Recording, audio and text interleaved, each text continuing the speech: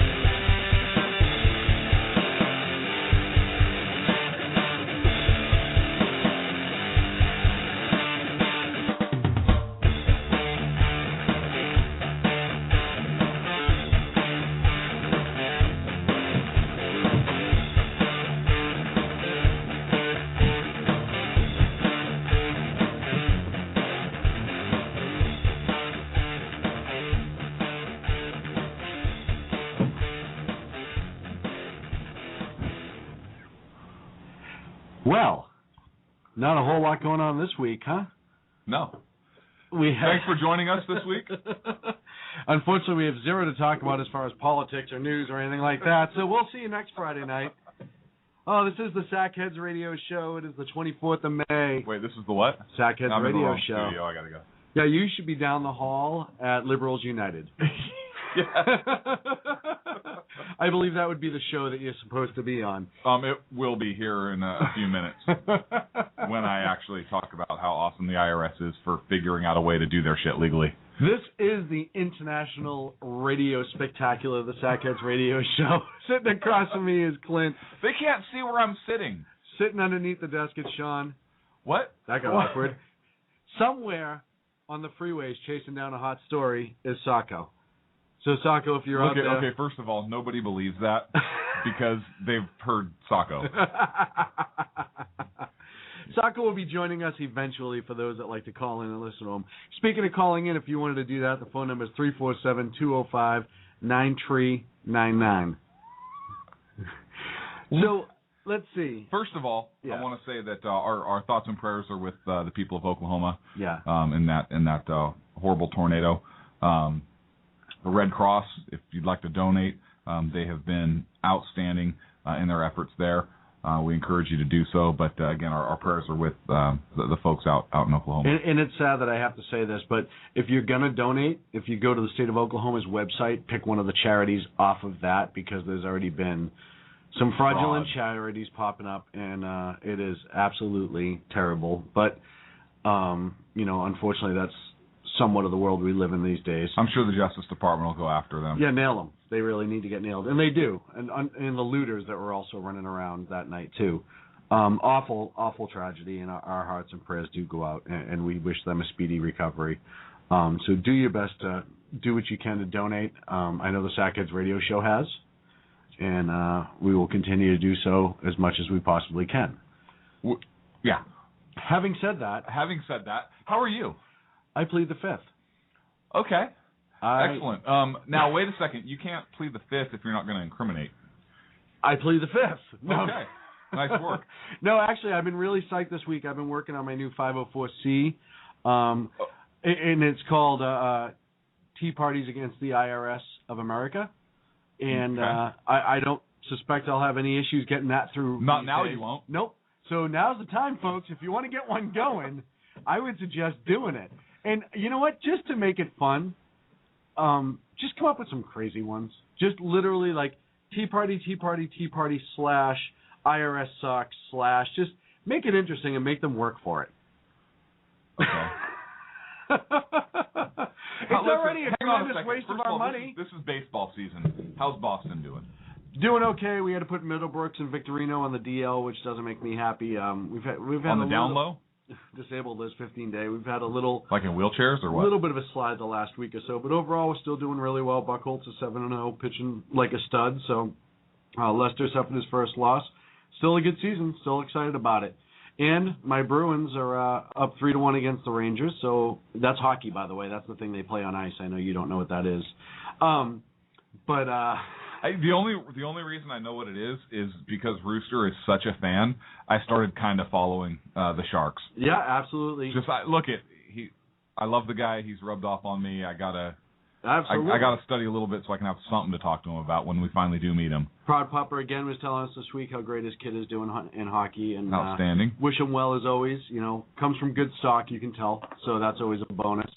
Hopefully he ages better than Rooster, because the mind goes at his age. But that's and the bladder and the bladder. But that's later on down the road.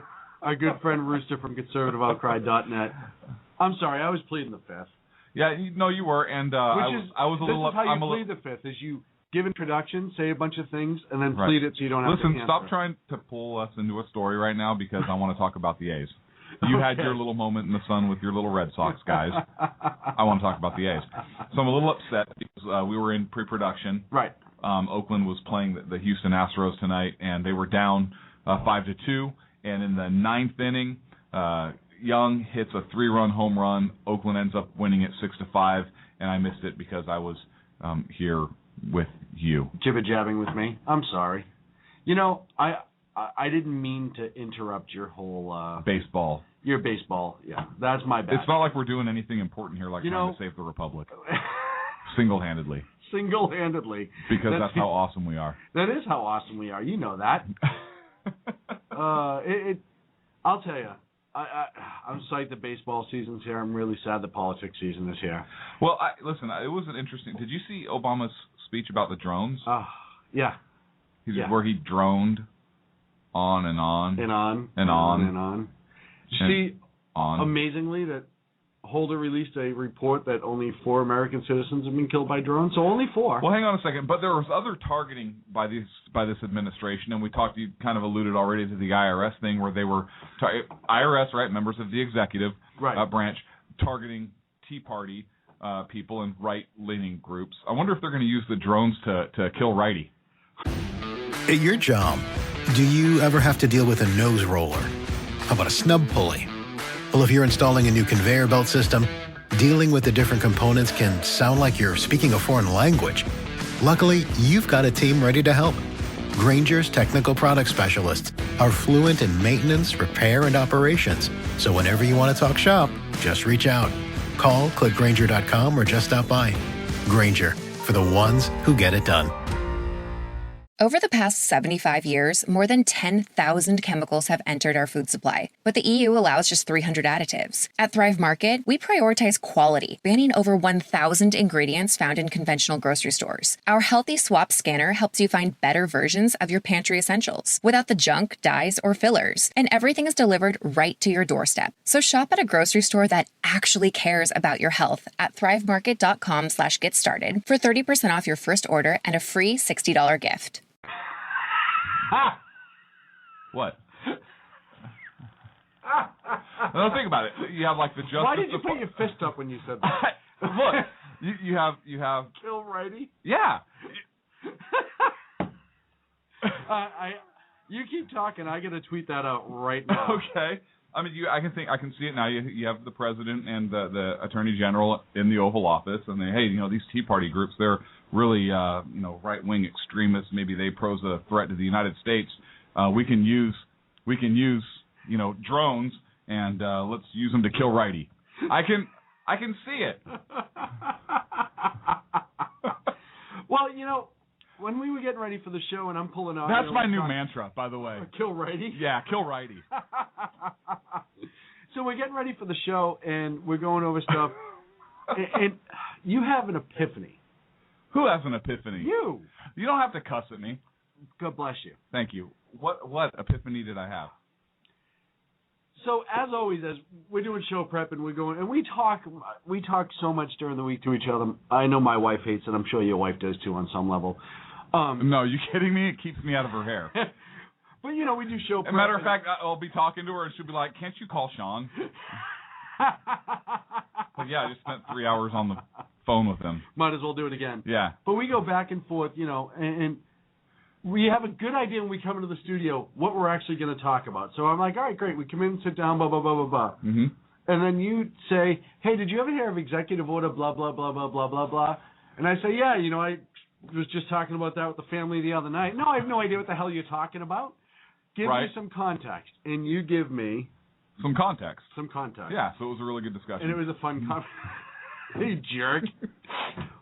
What? Listen, okay. You just explained something from an angle that I've never heard before, and certainly nowhere else. And it scared the bejesus out of me. Jesus. So, okay, we already kind of talked about the drones and the Tea Parties being thought of as these extremists, and I said kill Righty, which, by the way, that we need to have like a cartoon guy or something. And it's not racist. It's righty, right-leaning political. It's not a racial thing. Kill Righty. I think it's brilliant, personally, because I thought of it. Right. Well, naturally, Billy.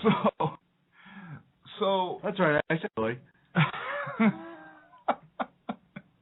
Look, remember that whole little controversy with drones used over the United States soil, and Eric Holder thought like that'd be really awesome and they could totally do that. It was a brilliant idea, I believe he said. I'm pretty sure it was like, we can totally do that. That's almost a direct quote, but I'm not sure. So, and they have said that these Tea Party groups are extremists, and there's been that rhetoric out there, these right-leaning extremists. And so, knowing that these Tea Party groups were kind of singled out in some of the questions that were asked on their applications for tax-exempt status, I don't know how, but I ended up looking up at the CIA's website directly. Now, I just said CIA. So there we go. Pinging their website, so I'm pretty sure we're going to be watched. Anyways, I was interested. That's what's going to put it over the top. Because, the Patriot Act, which we're not fans of. No. Bush signed into law. They can watch certain aspects of your life. Anyways, it's not important. I kind of got off on a tangent. And according to the CIA's website, one of the questions is, does the CIA spy on Americans? Does it keep a file on you?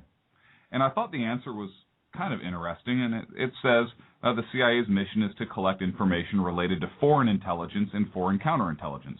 Sounds awesome. Mm-hmm. By law, the CIA is specifically prohibited from collecting intelligence concerning the domestic activities of U.S. citizens. But then it says, by direction of the President in Executive Order 12333, as amended and in accordance with procedures approved by the Attorney General, we have a really awesome one in there right now, by the way. What? The CIA is... Stedman? The CIA is restricted in the collection of intelligence information directed against U.S. citizens. Collection is only allowed for an authorized intelligence purpose. And then it gives an example. So it got me thinking. Well, thank goodness it gave an example. Right. What is Executive Order 1233 and what is authorized information? Anyways, I was looking at the original language of Executive Order 12333, and it was signed into law by Ronald Reagan. And 1.4 says, and I'm going to read a quote here because it's interesting to see how it has been amended. What the original bill, executive order signed by Reagan says is 1.4, the intelligence community. The agencies within the intelligence community shall, in accordance with applicable United States law and with other provisions of this order, conduct intelligence activities necessary for the conduct of foreign relations and the protection of the national security of the United States, including collection information needed by the President, and it goes into a list. But it's talking specifically about intelligence activities necessary for the conduct of foreign relations and the protection of the national security of the United States. Right? Yes. Okay. The executive order was amended, and we're going to blame Bush for this. Okay? It was amended by Bush in 2004 and 2008. By Executive Orders 13355 and 13470. And in its current form, I want to read what 1.4 says. I remember you had me write that down earlier. 1.4? Yeah, you said write this down. And I said, okay. And you said, because I'm going to need it in a little bit. And I said, okay. And that was about the extent of my research into this entire segment. But I'm sorry. I digress. I'm lost right now. You?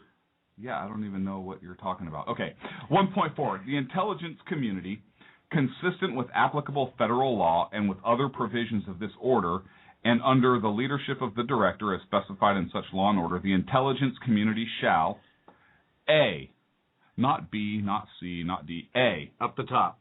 collect and provide information needed by the president and in the performance of executive functions, the vice president, the NSC, the Homeland Security Council. What? That won't be a problem. The chairman of the Joint Chiefs of Staff, senior military commanders, and other executive branch officials. And business taxes. Was stressing about all the time and all the money you spent on your taxes. This is my bill? Now Business Taxes is a TurboTax small business expert who does your taxes for you and offers year-round advice at no additional cost, so you can keep more money in your business. Now this is taxes. Intuit TurboTax. Get an expert now on TurboTax.com/business. Only available with TurboTax Live Full Service. And as appropriate, the Congress of the United States. That's A. Collect and provide information needed by the president. That's how vague it is. And then B is, in accordance with priorities set by the president, collect information concerning and conduct activities to protect against international terrorism, proliferation of weapons of mass destruction, intelligence activities directed against the United States. But A was just a general collect and provide information needed by the president. That was the catch-all. That's kind of the catch-all. And obviously this is Bush's fault. And I'm sure they're not using this to Well, hang scout on a baseball second. teams. Now, here's the thing. I want to one of the agencies listed in this executive order as defining what the intelligence community is. This says intelligence community and elements of the intelligence community refers to 1 through whatever. Number 13 is the Office of Intelligence and Analysis of the Department of the Treasury. So my question is this, and I know I've droned on for a little while, so thank you for bearing with me.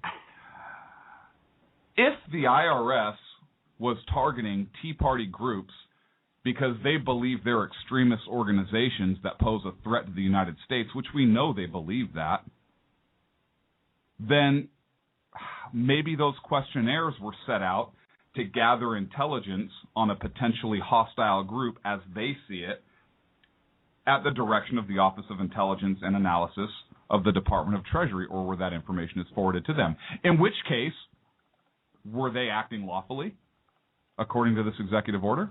It would meet, in my opinion, it would meet the criteria of the executive order. Yes. Right or wrong. And maybe this is when Lerner gets up and says, yeah, I've done nothing wrong. Is this what she's referring to? I don't know. I don't know what their defense could possibly be that they did nothing wrong. Well, I'm assuming, and again, this is my fault for assuming this, I'm assuming that perhaps they would have some sort of knowledge about this executive order before they ran out. I mean, again, which is why they went out and they did this lawful activity pattern of targeting the Tea Parties. For them, she's going to plead the fifth. They put her on a administrative leave, I believe I heard today, which just means she's going to get paid but not have to do any work. They'll let this all fall down and she'll go back to work, probably in charge of the Obamacare program. Now, I would have to think that some egghead somewhere who works for them, if you found this and if I can digest this, so it's not just you finding it, it's you finding it and it makes sense to me, then some egghead in Washington must have figured this already and said, there's our defense. Just a wild guess. But then they would have to show or prove or something that these Tea Party groups pose some kind of threat they believed to the United States.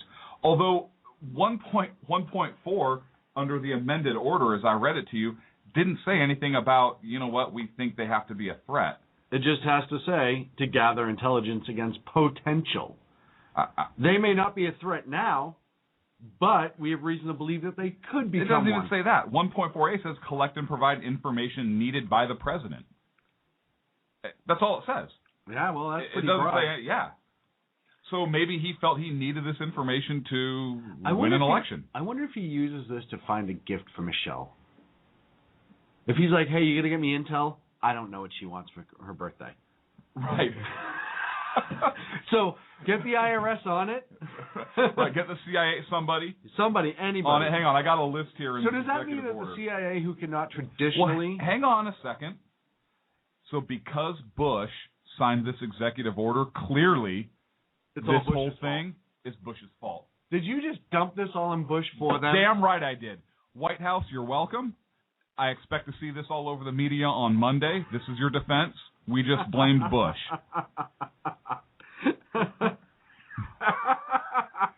I'm available for hire. You know it's going to be a riot? What's that? When they come out Monday and they're like, so all of this was part of an executive order. And I'm going to be like, son of a Clint, come on, man. What? Okay, but I do have to, you know how they've also said, well, there's nothing criminal here. We don't know if there's anything criminal. Maybe there's something criminal. So on one hand, we just proved that, hey, you know what, maybe they were acting lawfully. We didn't. I think it's absolutely ridiculous. Anyways, for the record. But I found something else, which I thought was interesting, and that was the Hatch Act. Explain the Hatch Act. I can't. You can just Google it. And okay. See, so United States Code. This is federal law. Wow. That was weird. So I want to thank the United States government for taking us off the air.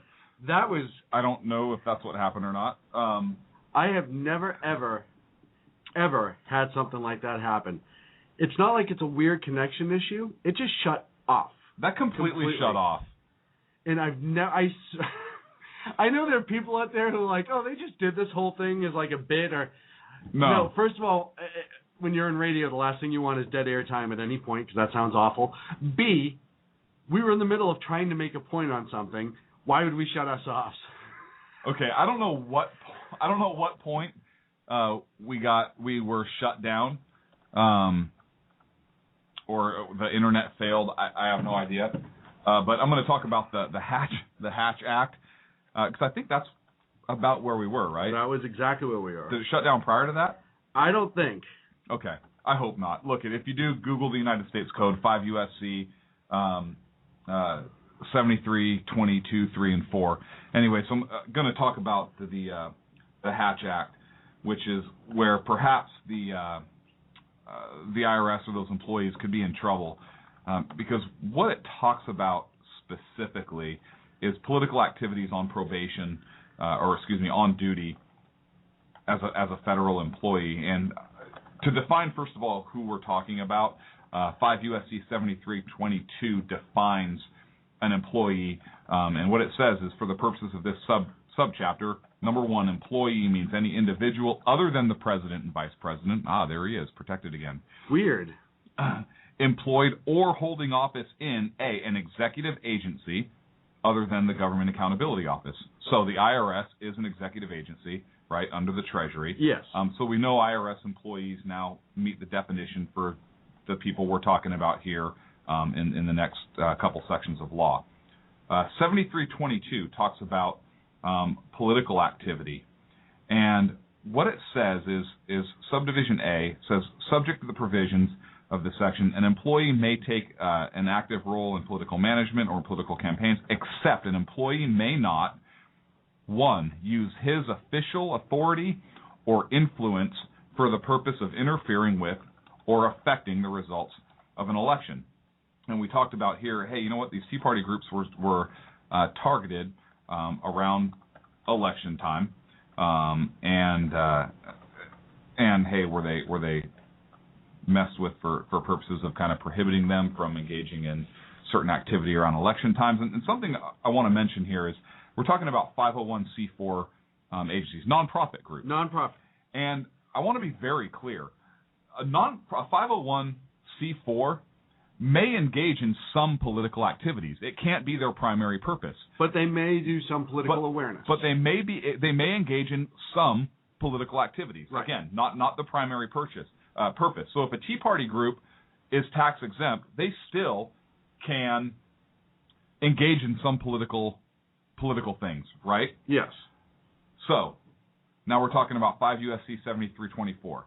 An employee, again, we're talking about these federal employees under a branch of the executive, may not engage in political activity, A1, while the employee is on duty, A2, in any room or building occupied in the discharge of official duties by an individual employed or holding office in the government of the United States or any agency or instrumentality thereof. 3, while wearing a uniform or official insignia identifying the office or position of the employee. I think ID badges meets that definition. Yes. And 4, using any vehicle owned or leased by the government of the United States or any agency or instrumentality thereof. I'm pretty sure her executive jet. I'm pretty sure. So even in the best case, I believe that these employees who engaged in this meet at least 3 criminal sections. And that's 5 U.S.C. 7324A 1, 2, and 3, right? On duty in a room or building occupied in the discharge of their duties, and 3, while wearing a uniform or official insignia, be it ID card or whatever it is, business card, okay, whatever. And again, in them taking action against these conservative groups, that are allowed to engage in some political activities, I believe that they were, in fact, trying to discourage them from doing so and engaging in that process, which is illegal under the law. And, Specifically illegal. Specifically illegal. And you have another thing that came out where conservatives who donated to Romney campaign all of a sudden find themselves getting audited by the IRS. And an example of that is Frank Vandersloot. Yeah. He was a big contributor to the Romney campaign. All of a sudden, boom, he finds himself audited twice by the IRS. Weird. And once from the Labor Department. So, it's amazing how you can go years as a business owner, never have any problems. You donate to the wrong political party, or you question the wrong person, and your internet gets you get audited by the Labor Department and the IRS. Yeah. It's mind-boggling to me, to be completely honest. Yeah. So, look, I think that you may have a violation also of 5 U.S.C. 7323 A1, using official authority to influence for the purposes of interfering with or affecting results of an election, and they also may look. I know that the defense to this is probably going to be, but they're not prohibiting political activity. They're talking about tax-exempt status. Okay, but what are you asking for on some of these forms that came out? You're asking for specifics of speakers of the events and their criteria. Yeah. You're asking about Facebook pages. And everything that was handed out during certain events. Well, yeah, that's to check for political activity. Now, these groups can engage in some. Now, it cannot be their primary purpose, but they can engage in some and I think political activities. From Executive Conservative Show pointed out that it was 5%. They're allowed to contribute up to 5% of their time or activity towards political reasons. That would be some. I don't think he was saying you were wrong. I know. But, there's some case law out there that, for ridiculous reasons, and not particularly this one, but I could see it get cited, that if something's on your Facebook, you become responsible for it. So if somebody puts blah, blah, blah, blah, blah, BS crazy stuff. I don't have a Facebook. Then the person who owns that Facebook, you're supposed to police it and blah, blah, blah, blah, blah. So you could see them even extend to that and say, hey, well, it was on your Facebook that you want to support blah. Well, that was my follower so-and-so. Well, it's on your Facebook, and that now crosses you over to 6%. Sorry. You violated the 504C law. Yeah, but what's the purpose? Again, we're talking about the purpose to discourage that activity. Yes. Okay? Targeted for their participation Well, it's supposed to be. Yes.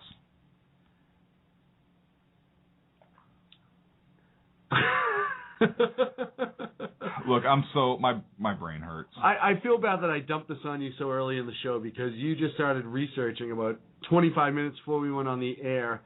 It really caught fire in here. So why don't we do this? I'm going to give you a break because if anyone in this room needs a break right now, it's you. You're sweating. You're nervous. I can just see it. The black helicopter's flying overhead. Sorry. The dark helicopter is flying overhead. I can't exactly. I don't want to insult anybody. Yep, and you're hearing the mantra right now. The code name for that shutdown of us Kill was Righty. Kill Righty. Kill Righty on the Sackheads Radio show. I'm pretty sure the government just said kill Righty and shut us down. We'll be back in a minute.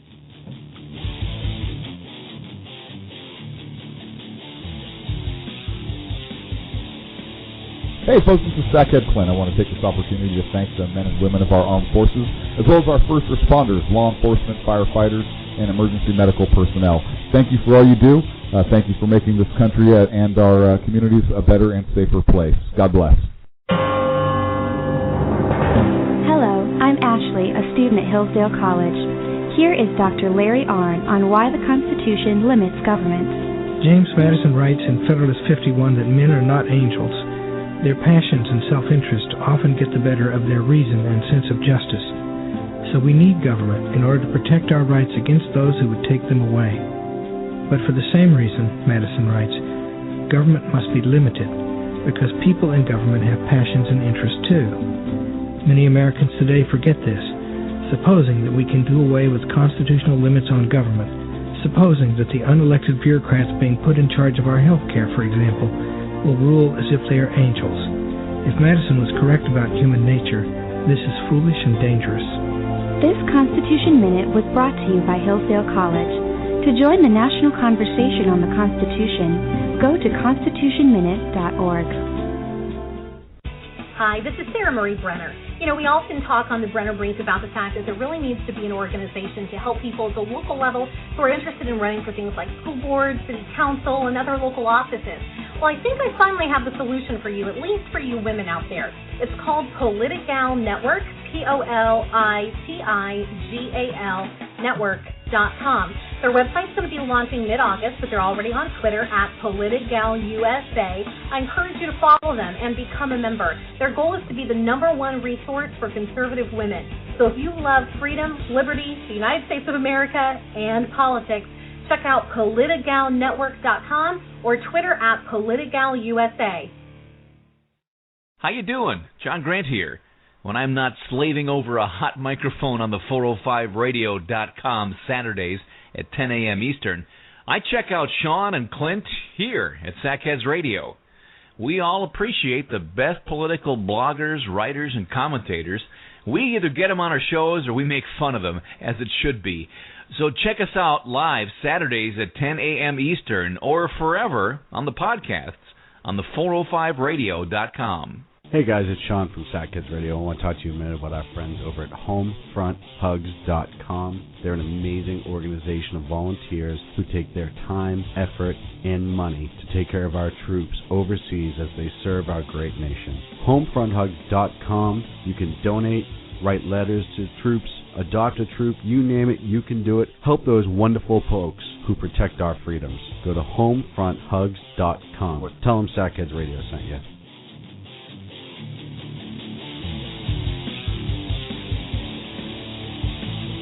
Now back to Clint and Sean on Sackheads Radio, radiating elegancy and quality. So then I said, kill Righty. Isn't that hilarious? So we're back, freshly wand apparently from the government. Clint will no longer do research on the CIA because that doesn't turn out well.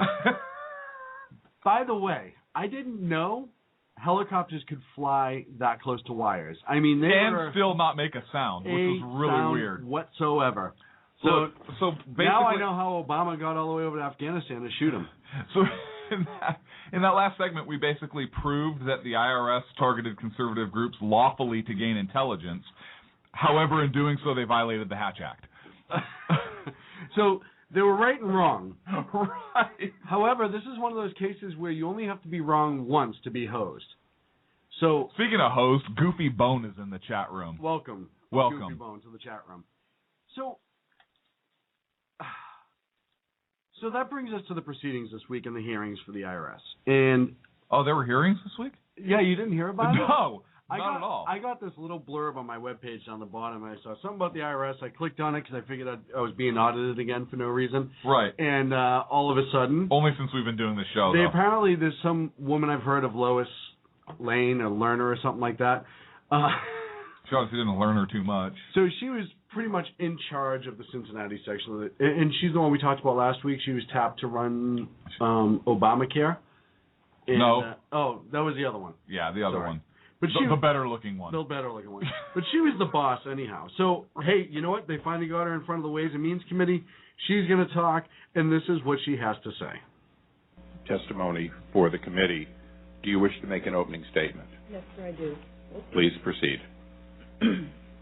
Good morning, Mr. Chairman and members of the committee. My name is Lois Lerner, and I'm the Director of Exempt Organizations at the Internal Revenue Service.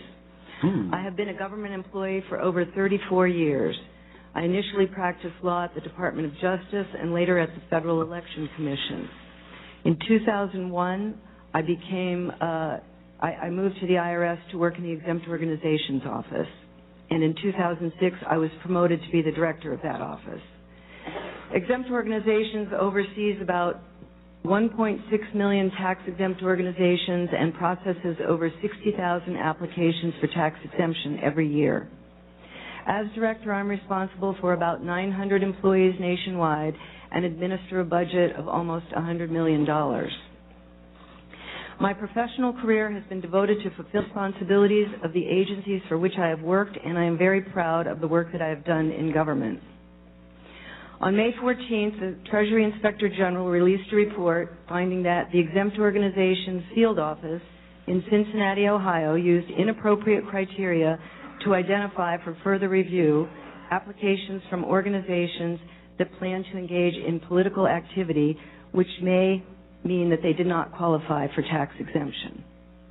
On that same day, the Department of Justice launched an investigation into the matters described in the Inspector General's report. In addition, members of this committee have accused me of providing false information when I responded to questions about the IRS processing of applications for tax exemption. I have not done anything wrong. Oh, okay. I have not broken any laws. I have not violated any IRS rules or regulations, and I have not provided false information to this or any other congressional committee.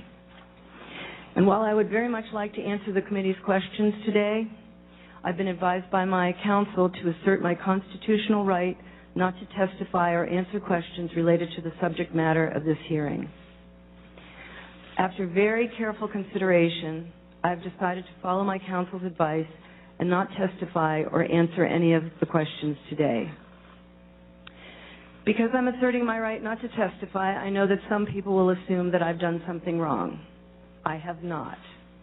One of the basic functions of the Fifth Amendment is to protect innocent individuals, and that is the protection I'm invoking today. Thank you. Okay. Well, first, I didn't know that was the purpose of the Fifth Amendment. I didn't know that either. You know, I think it's funny, and I said this right away, and I'm so glad. Trey Gowdy ripped into it right away, Representative Gowdy. And I'm going to play that in a second. But well, he's very conservative. He's very conservative. Alan Dershowitz, who's extremely liberal. Conservative. I believe he was an Obama donor. He was, but now he's conservative. Said almost the exact same thing that Gowdy did is, hey, wait a minute. She's in violation. She can't start to testify, give her side of the story, and then plead the Fifth. She opened herself up to cross-examination. So she can't invoke the Fifth. Okay, I'm gonna play devil's advocate here for a second. So, is your contention then that once you waive your rights, you cannot invoke them at any time? I believe the contention is if you No. I'm asking you. Right. Do you believe that once you waive your rights, then you cannot invoke them again? You can invoke them again. Yes, you certainly can. Then what is wrong with what she did?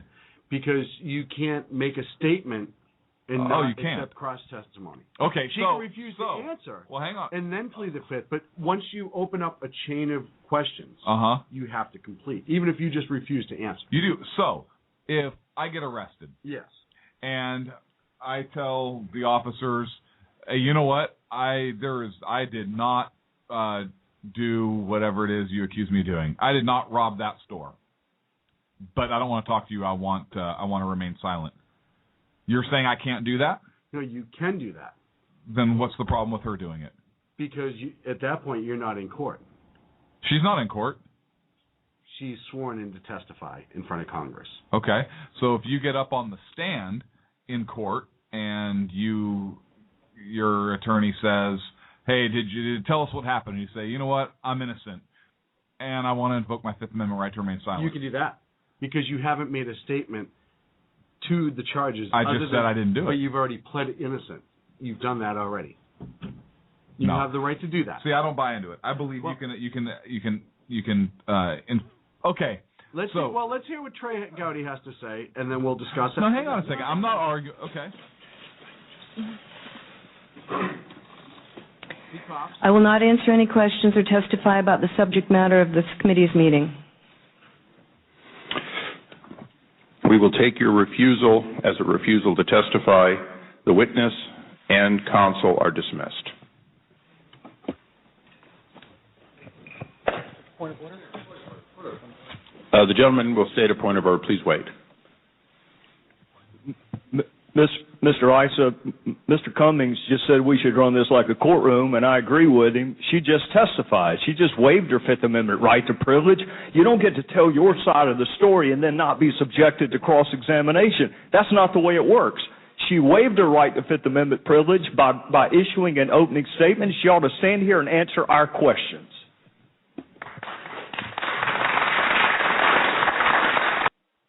And then they show a picture of sackheads, and everybody clapped. Right, which I thought was really nice for Trey to hold that up. It was very nice, yeah. It's always good of him to take his time out and then to give us a little bit of a second. Right, and then everybody applauded, which was outstanding. No, look, I understand what they're saying. Right. I understand what they're saying. Hey, you don't get to come in here and tell us, and then you just go about your way. My only point is, I understand what point of order, what their point of order is. I get it.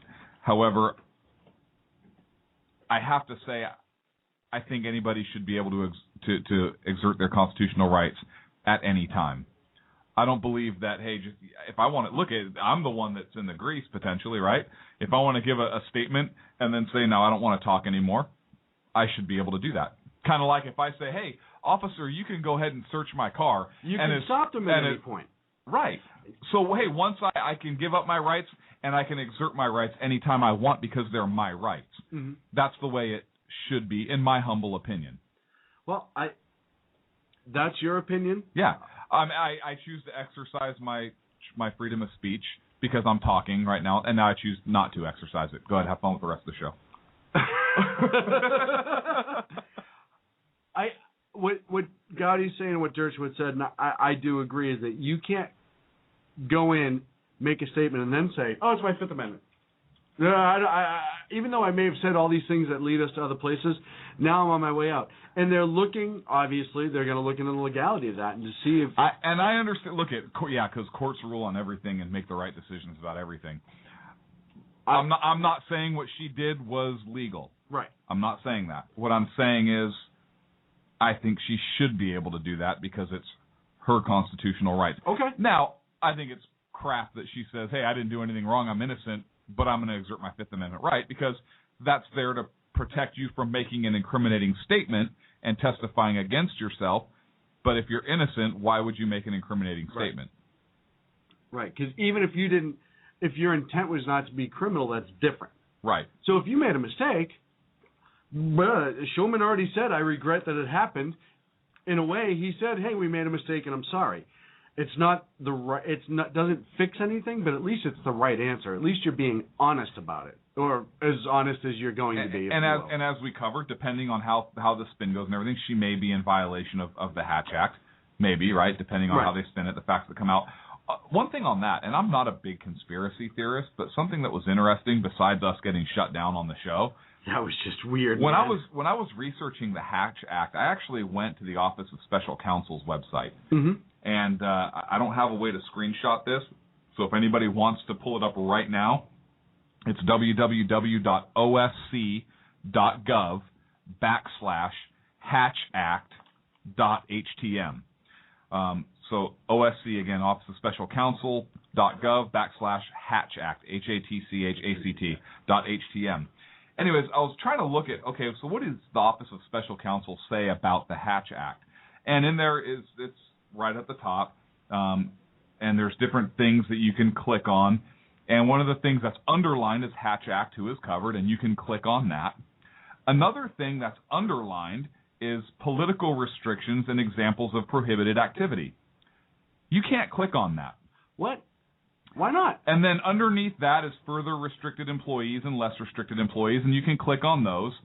And then underneath that is another section called examples of permitted activities, and you can't click on that either. That's so bizarre because you would think you'd be able to click on all of it. Yeah, you should be able to click especially on all from a United States government website. Again, I'm not a huge conspiracy theorist. theorist. With this president being the most open and transparent, I think it's odd. And at first I was like, okay, maybe you can't click on underlined topics. Well, Hatch Act, who is covered, is underlined, and I can click on that. But again, political restrictions and examples of prohibited activities, I can't click on that to see what that is. I actually had to research separately to get to the United States Code sections that I referenced earlier in the show to show the activity that the IRS employees may be in violation of. It's almost like the government shut it down. Look, it's odd. That's weird. And we have so why am I at a U.S. Office of Special Counsel website and I cannot research that one topic, which just so happens to be kind of news of the day? Well, you know, we've found this in the past doing our research, is that we've got to some websites and you can click so far and then there's something more that you want to see and all of a sudden you can't get to it, or the link was dead, or I think when you were searching organic documents, the 4 organic documents, you actually had to go through to backdoor your way in there and sneak through the back way and do like a line-by-line search, and it wasn't even page numbered on the government website. It wasn't, and that's a pretty important document. It wasn't transcribed. It was like taken from microfiche. I don't know. You know? Weird. So there are certain things out there that amazingly you just can't get to pretty easily, and you actually have to go all the way around. But, you know, once again, the most transparent president in history. So, hey, you know what? I can click on this and it says filing a Hatch Act complaint. Should SACheads file a Hatch Act complaint against the IRS? Yes. See if it'll let me. Name and information of person who violated the Hatch Act. Lois Lerner. Oh, because the president is specifically... you can't do the president. So it'd have to be Lois Lerner. And I didn't mean that you can't do the president. Well, Michelle would be mad. Michelle would be mad, but you can't put his information in here. Go on. What's the next question? Well, hang on. Agency and position of subject. Internal Revenue Service. Uh-huh. Director of... Director of illegal activity. Oh, nonprofit. That's not her title. Nonprofit processing, I believe it was. No, Invoker of Fifth Amendment. Ooh, do that. See what you like that one? Yeah, I like that one. Detailed description of the alleged hack act. Should I just put see local media stories? No. Just say targeted conservatives for political gain. Okay. Yeah. Okay. And then we send this to Hatch Act Unit, U.S. Office of Special Counsel. I'm sure they'll get right on this. Did you leave contact information? No, you have to do a hard copy. You can't input it into the computer. Weird. Because you would think with everything else that I can go online and do, if I had to go online and file, say, for Obamacare, I think I could do that online. Really? But to file a complaint against the government for a Hatch Act violation, you have to print and send in using the United States Post Office. Right, using Form OSC 13, Complaint of Possible Prohibited Political Activity. Let's print it and sign it. We'll send it off tonight. We officially filing a Hatch Act complaint against Lois Lerner and the IRS. Because that's what we do here on the SACheads Radio Show. Right. We don't just talk about change. We kick ass and take names. Okay, so name of person filing complaint. We're going to put Mr. Sackhead. Sean and Clint Sackhead or Mr. Sackhead Radio host. Mr. Sackhead Radio. Okay. Sacco, what's your address?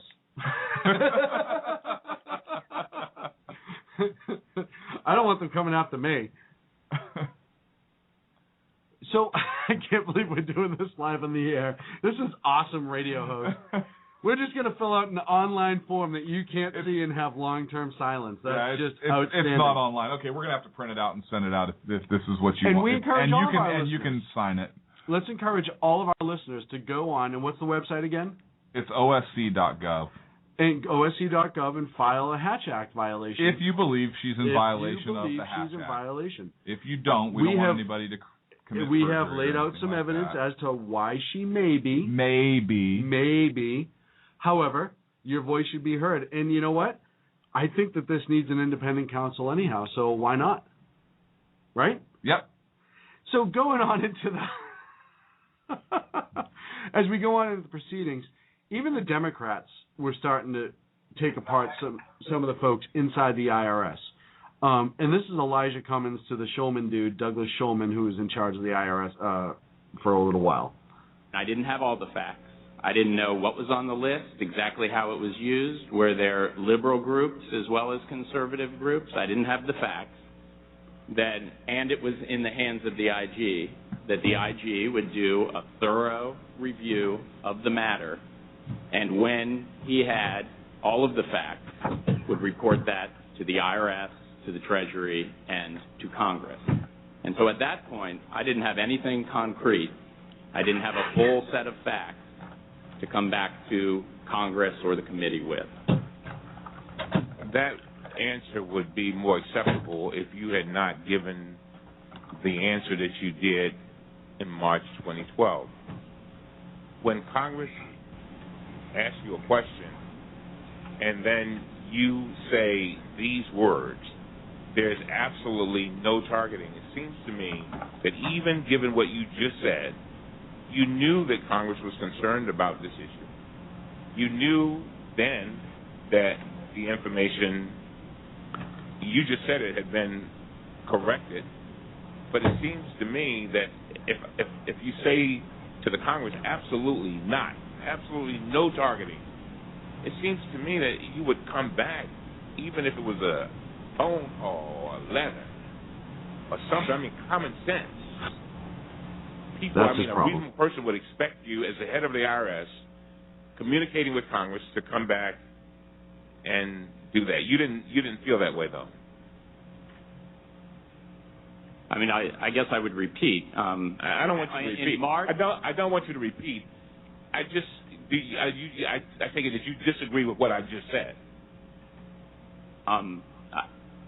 At the time I learned about this list, I felt I was taking the appropriate actions and that my course was the proper one, and I still feel that way today. Well, I'm sorry, that's simply not good enough.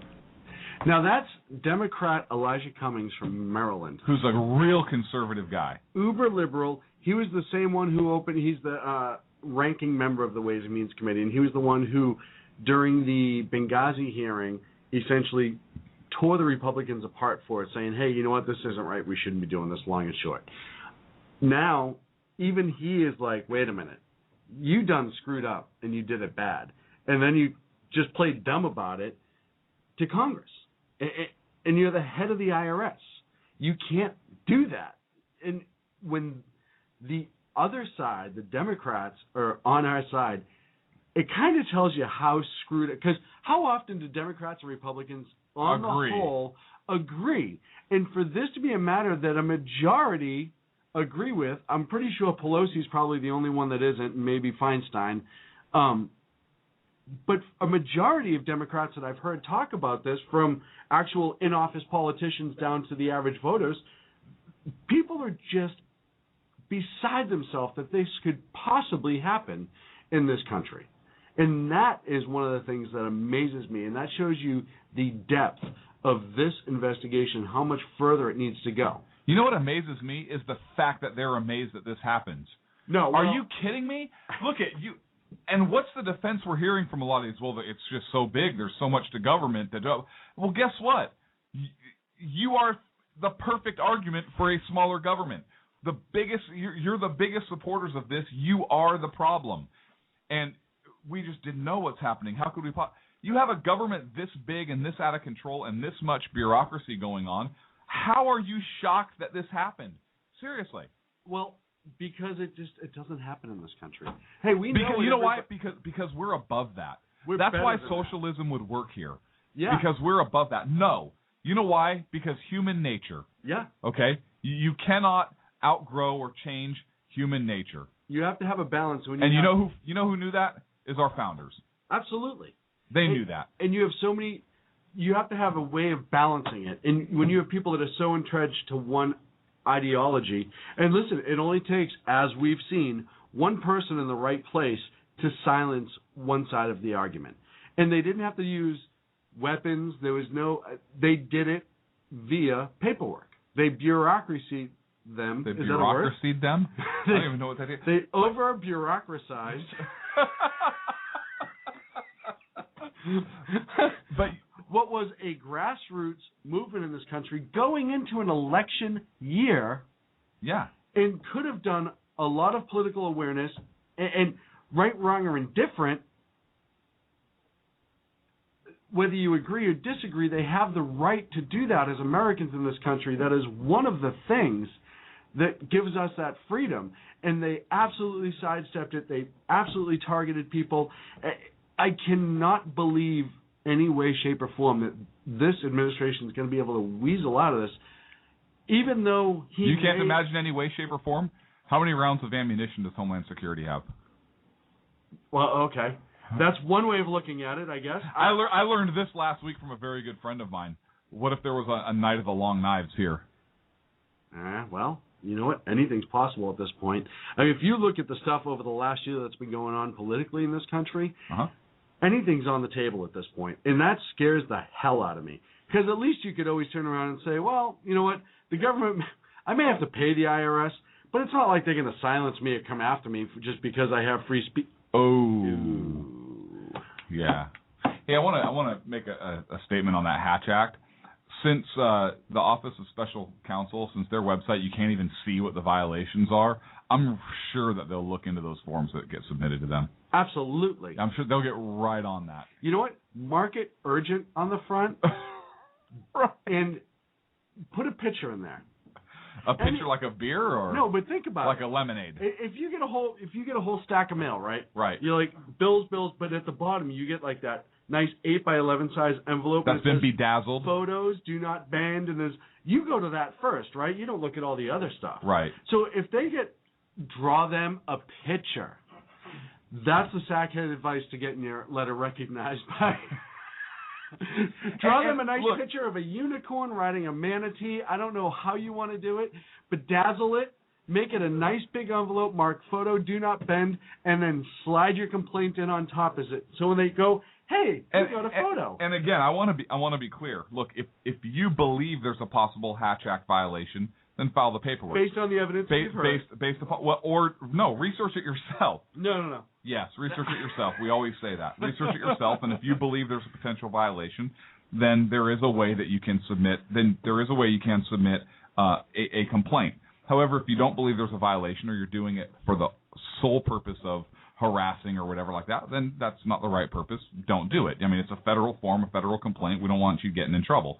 But if you believe there's a possible violation, then hey. But if you do send one in, save a copy of it for yourself, or scan it and email us a copy. We'd love to see it. Yeah. So you can send that to sackheadsradio@gmail.com. You can put it on Twitter. Tell your friends if they're really upset and they believe, after doing their own research, that there is, in fact, a Hatch Act violation. Mm-hmm. Tell them how to file the complaint. And let us know. We'd love to follow up on it. We're going to take a break. We come back. Redact any personal information if you'd like. You don't have to send it to us all completed. You can put Chuck and put a big smiley face if you want. But if you honestly send it in, we'd love to know about it, because we'd like to maybe follow up. I know we'll get one from Ken. I hope we get one from Ken. And Rooster. And probably one of my great aunts. She listens to the show. We're going to take a break. We come back. We get the news. We probably have Rooster on the other side. I'm guessing this is Sackheads Radio. Kill Righty. What is this?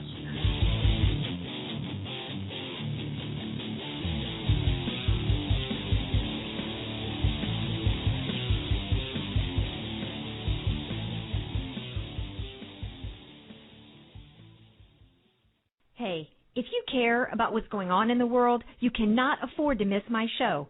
Hi, this is Andrea Kaye, your host of The Andrea Kaye Show. It's not always about the money. Okay, it is always about the money, but it's also about politics, pop culture, and you. The only thing street about this show is the smarts. There's a reason they call me Dynamite in a Dress. And and you'll find out why when you listen Tuesday mornings at 10 on Financial News and Talk. Hello, I'm Paul, a student at Hillsdale College. Here is my professor, Dr. Larry Arnn, on the separation of church and state. America's founders believed in the separation of church and state, in that the country was not to have an official religion or an official sect. But that did not mean that government was to be hostile to religion, or even indifferent to religion, as many today argue. In fact, America's founding document, the Declaration of Independence, includes both a reference to God as the author of the laws of nature and a confident assertion that human beings are endowed by their Creator with certain inalienable rights. Far from being hostile or indifferent to religion, America's founders understood the theology of the Declaration to be an essential part of the education of citizens. This Constitution Minute was brought to you by Hillsdale College. To join the national conversation on the Constitution, go to constitutionminute.org. How you doing? John Grant here. When I'm not slaving over a hot microphone on the 405radio.com Saturdays at 10 a.m. Eastern, I check out Sean and Clint here at Sackheads Radio. We all appreciate the best political bloggers, writers, and commentators. We either get them on our shows or we make fun of them, as it should be. So check us out live Saturdays at 10 a.m. Eastern or forever on the podcasts on the 405radio.com. 3, 2, 1. Hey, this is Sackhead Clint. I want to take this opportunity to thank all the wingnut leaders throughout the world to give our men and women of the armed forces a job, as well as all the anarchists, terrorists, and Occupy folks that give our men and women in uniform on the home front, firefighters, law enforcement personnel, and first responders, job security here in the States as well. So thank all you wingnuts out there. This is Sackhead Clint saying have a good day.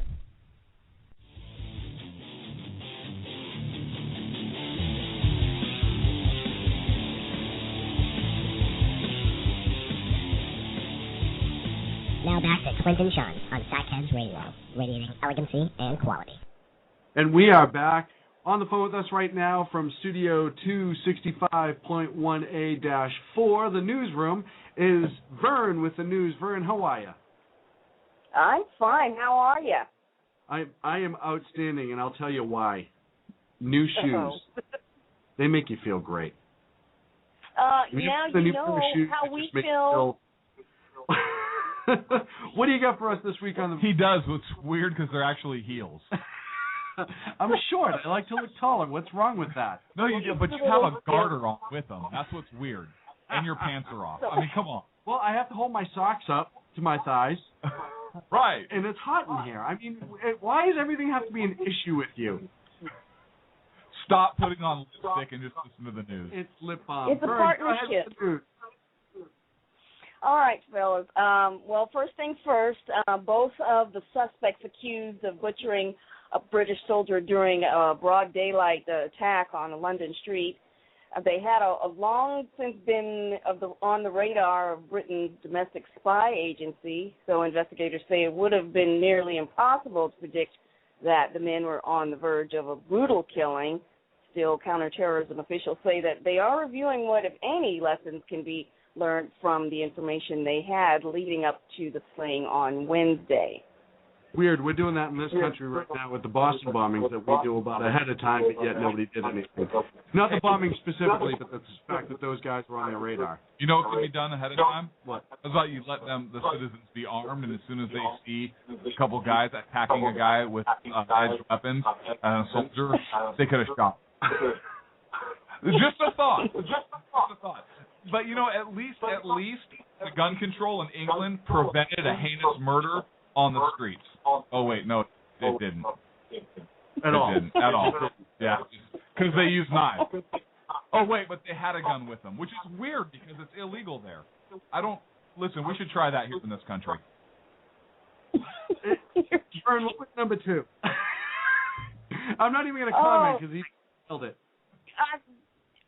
Well, we're going to Arizona now, where there are guns everywhere.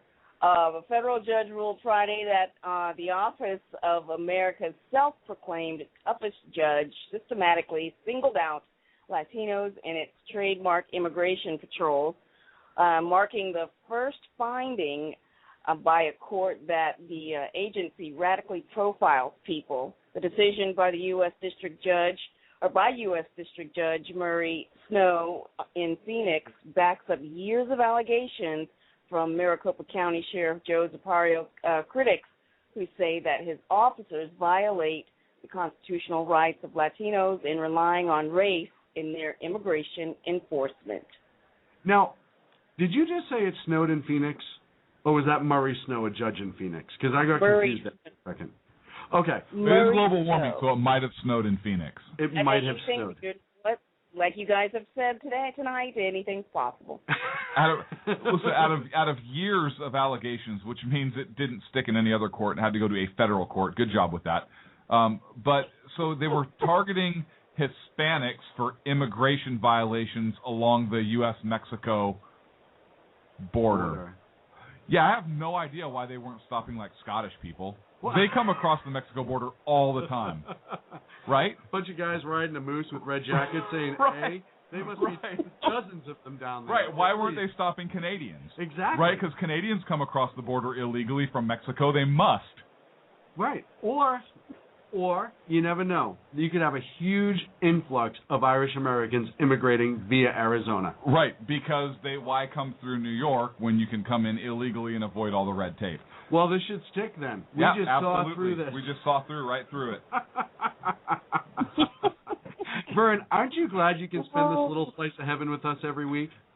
But of course, I mean, if there's going to be a slice of heaven to be spent, why not spend it with the two of you? And basically what you just said is spending time with conservatives is heaven. So we want to thank you for that.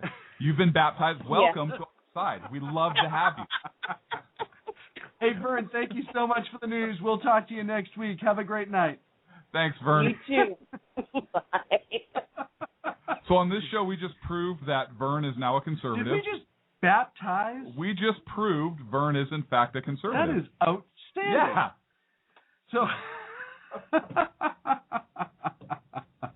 well, seeing how we just went to the news, and we always look for new and exciting input on the show, and you want to talk about a new young conservative that could possibly join us occasionally? Red, white, and blue, that's a joke, son. A flag waver. My good friend, our good friend, Rooster from conservativeoutcry.net joins us. Rooster, how you liking the show so far? Oh, it's good, except for the part that crashed. You mean the part where the government probably shut us down because we got too close to the truth? Rooster, you've been with us pretty much from the beginning. You were our first guest. You've joined us many times on and off the air. Has that ever happened with us? Yes. That bad? Or me. It's kind of a toss-up on who it's happening to. Oh, so you're thinking that maybe it's like twofold. They went after you first, and now they're after us. Well, I think there's spyware on my computer. I'm sure of it. I wouldn't doubt it. Like from the IRS, because that's authorized with the Executive Order 12333 and the Patriot Act and all that stuff. Or are you talking about I understand that. Like allaroundthebarnyard.net? No, I just went to whitehouse.com. Like racial or the government site? Just go to whitehouse.com and you'll see what I'm saying. I always thought that was amazing. And you know what? Out of all the things that government could shut down, the fact that one still gets to exist just boggles my mind. You know what? Ken just came up with a new term, and I love it. Sack-ties. We sack-ties people on the show all the time. Can we let Sacco put that up on the board? Sack-ties. Sack-ties. Make sure that goes up there. Rooster, LaShawn, you didn't say anything about the uniform itself in the picture I sent you tonight. You didn't like the uniform? I loved, actually, the uniform. I thought you would. I meant to respond as a Boston fan. That made me very, very happy. I cannot imagine, though, I don't imagine Rooster walking on air because you seem like a pretty rough and tumble guy that probably wouldn't happen to. But I have to imagine that with how good your young man is doing, that you are just completely walking on air right now. Yeah, I'm pretty pissed off I couldn't go this week. What? You know what? I'm actually at Rooster's Lair. I'm not in Philly for the tournament. You're at the Rooster Lair? Yeah, I'm at Rooster Lair. Park House? I call it the hen pen. Hen house. Sorry, hen house. Yeah. I just always Now, think you're let me give some information about Rooster that a lot of people don't know. Now, you guys actually know this. There is somebody very close to me that works for the government. Okay. And not just a secretary or some low-level employee like at the IRS. This person's actually pretty high up, and this person is very, very close to me. In fact, you could say the relationship is somewhat like James Carville and, Mary Maitland? Yeah. Yeah. Did you say Victor Maitland? Except reverse the sexes. He was the bad guy in Beverly Hills Cop. Was. Victor Maitland, sorry. So reverse the sexes, though. We do not see. We're not the same politically, if you know what I mean. Right. Mm-hmm. But I have to wonder, with all this going on, and how anybody that talks bad about the president or his cronies is somehow retaliated against. If that could come back and bite me in the butt. Well, I've called the president a boob. I've called him a liar. I've called him incompetent. I've called Eric Holder the same thing, and I've also added that he's a racist on top of those things. And I swear to this day that Janet Napolitano and I had a conversation at Nat Stadium while standing at the urinal. But with that said, I seriously had the thought, should I stop what I'm doing? I don't for that whatsoever. By the way, was she taller or shorter than you? In which way? Oh, it doesn't matter. Go on. Laying down or standing up?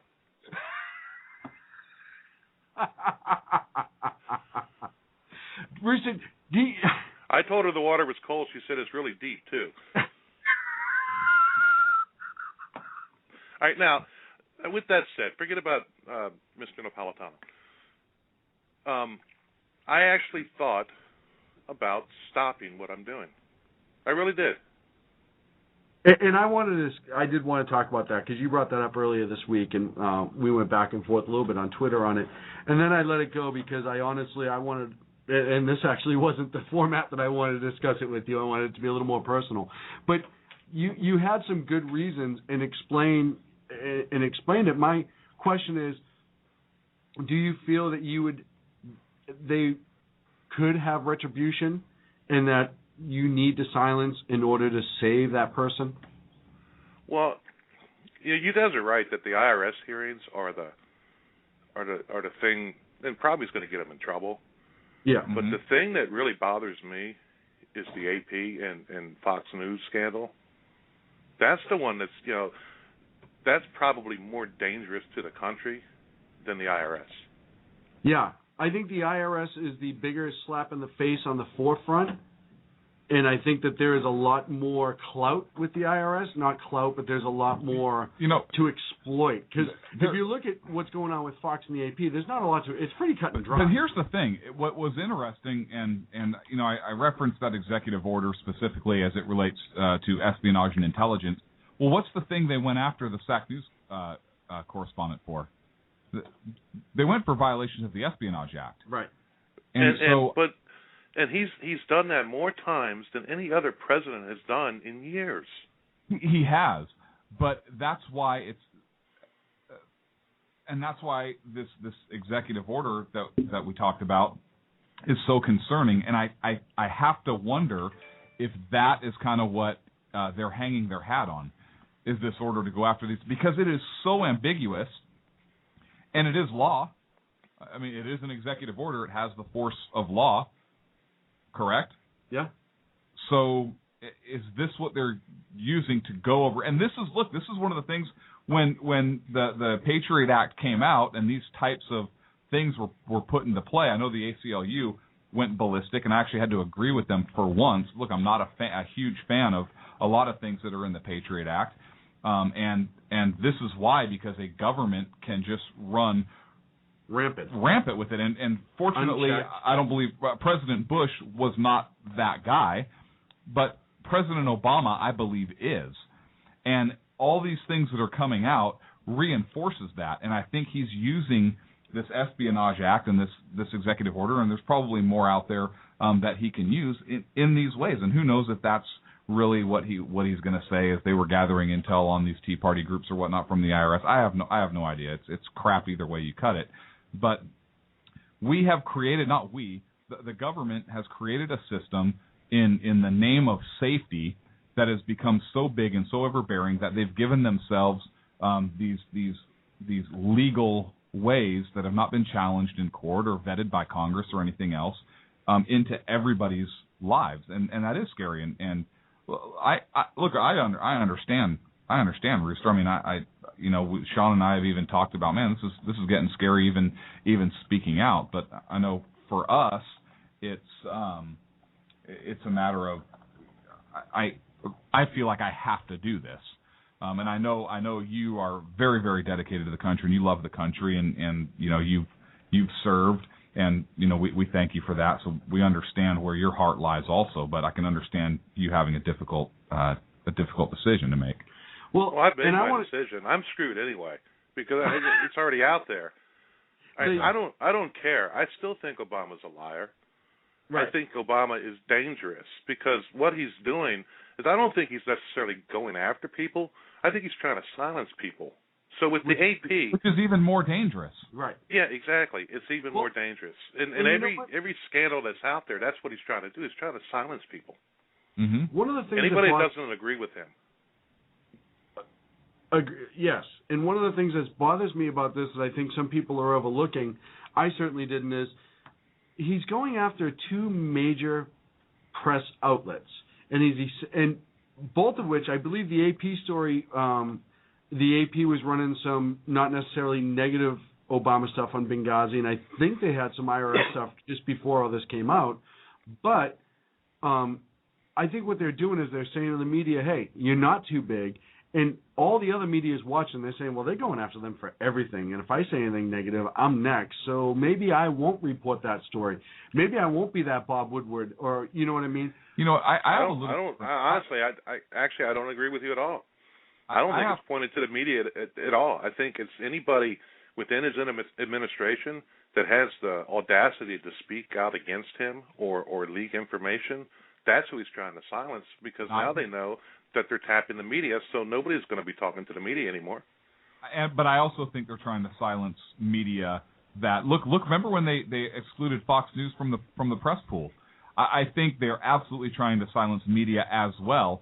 But here's the thing that scares me and that I find very concerning. If you have a government that believes, and it's now coming public, that they can silence people, use the full weight of government because of somebody's political views and so forth, and we supposedly live in a constitutional republic, but this has been allowed to happen. Look, some of these Tea Party groups submitted applications in 2010, so this was allowed to go on for a few years before it came to light. What else is this government willing to do if things get bad? If they're willing to target U.S. citizens for political views, whatever it is, what else are they willing to do? We know the Homeland Security is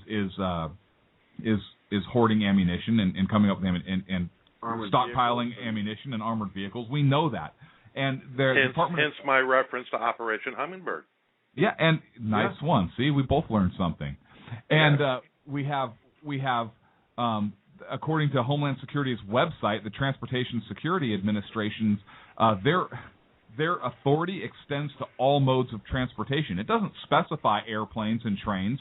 Cars. It's all modes of transport. That's cars. Bikes. That's your Nikes. My oversized big wheel. I mean, it doesn't specify what transportation specifically it is. So if that's what scares me. I mean, we have a government that is so brazen to outright target people and then come to Congress and lie. And you look at how these IRS folks conducted themselves at these hearings, how pompous that they were, and how Eric Holder comes in and Seems like he lied to Congress, right? I something targeting the press is nothing that I have any knowledge about, nor is that something. Bull crap. You signed the that came out today. And so you look back to even the beginning of Benghazi. Look at Fast and the Furious. It goes back that far. It does. Where people from his administration being called upon to answer have been pretty much like F you. And here's why I believe the president to our Congress, because they don't believe it's important. Here's why I believe the president either has knowledge, if not ordered it. But here's why I believe he at least had knowledge, because he did not immediately fire anybody.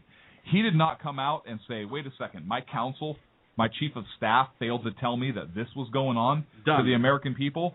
You're done. You're out." He didn't go over to the IRS. "Oh yeah, you were leaving anyways. Yeah, you leave a couple weeks early." He didn't pull this other woman who's now in charge, going to be in charge of Obamacare, and she was in charge of this other unit. She's not out of there. So I have Eric Holder is still there. Yeah, you investigate yourself. It'll be fine.